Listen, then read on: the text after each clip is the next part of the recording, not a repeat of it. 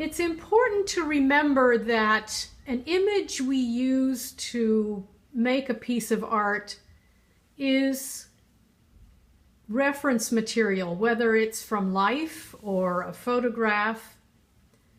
It is the muse, so to speak. It is something that catches our eye, something that inspires us, either just the simple look of the object, the textures, the colors, or perhaps a concept that goes with that. Sometimes it's a memory. I have here an image from Chaco Canyon from Pueblos. This is a very well-known image.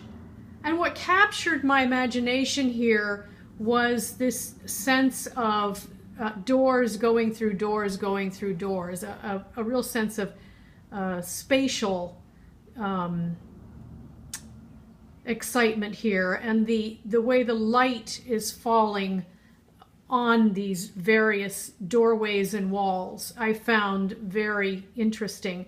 So I'm using it as a starting point, and again, not to replicate this image exactly. I'm not doing it for a commission. I'm not doing it so someone can say, oh, I've been there, that's exactly what it looks like.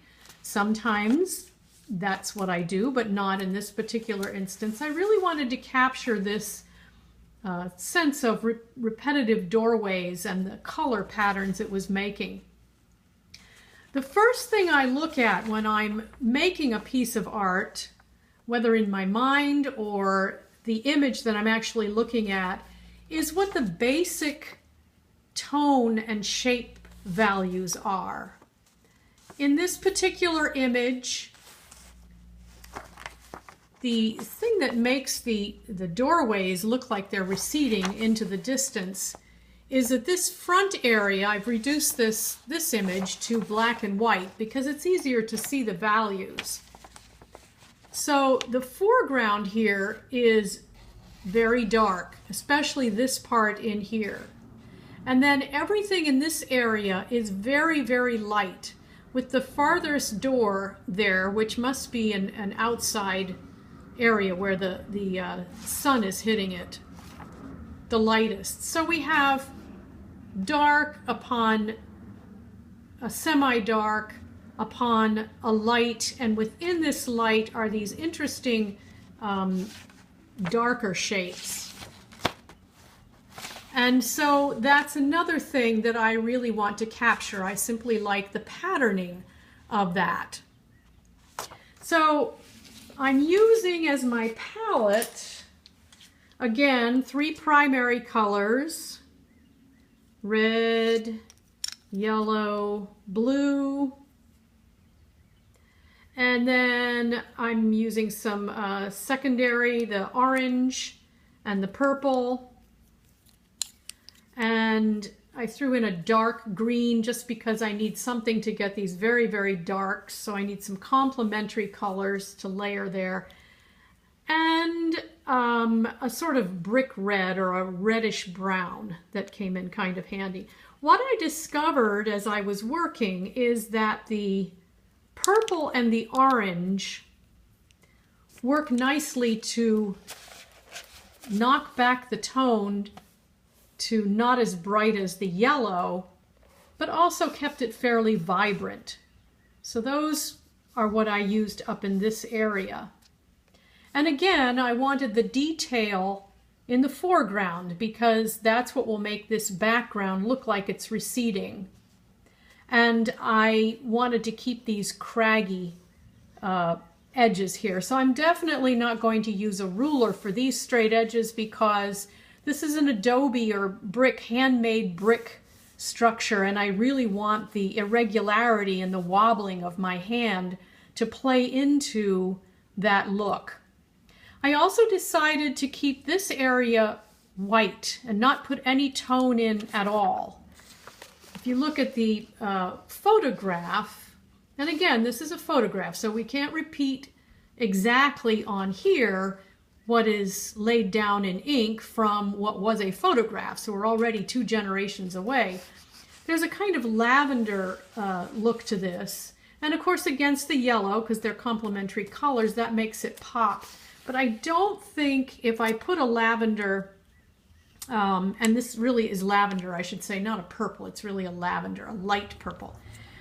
I don't think if I put that in there, it would really read as bright. I think just not having any tone in there makes it look like the daylight is really hitting that. So I left it for now.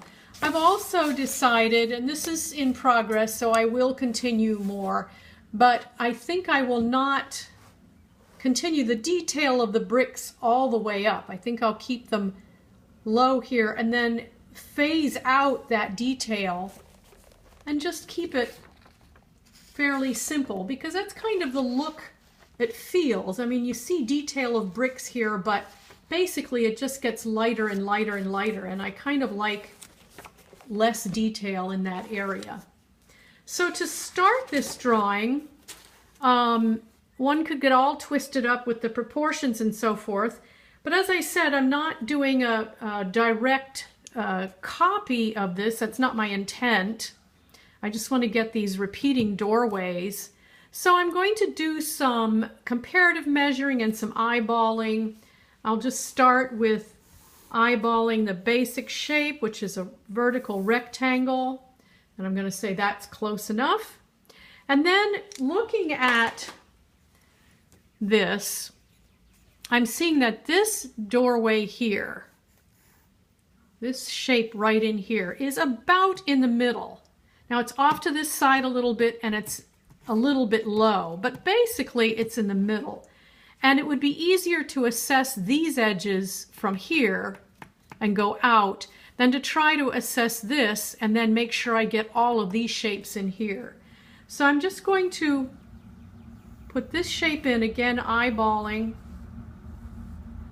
And I'm doing it I did it very, very lightly on the other drawing. Here I'm going to press a little bit so you can see what I'm doing. But it should be very, very light because I don't want edges in the end. So that this is this shape. Then it's not so hard for me to judge this next doorway, just eyeballing it. So I'm going to come down here. And then this one is really off center a little bit, or at least, I mean, what I mean is you don't see the whole doorway. So from here, it's easier to judge this area, and this is a little bit tilted. It's not exactly square, or plumb square, so to speak. So I'm going to put that in. And then from here to here, I'm going to say it's about like that. So here's my doorway there. I have a doorway here. And this is smaller, like that, comes down to here.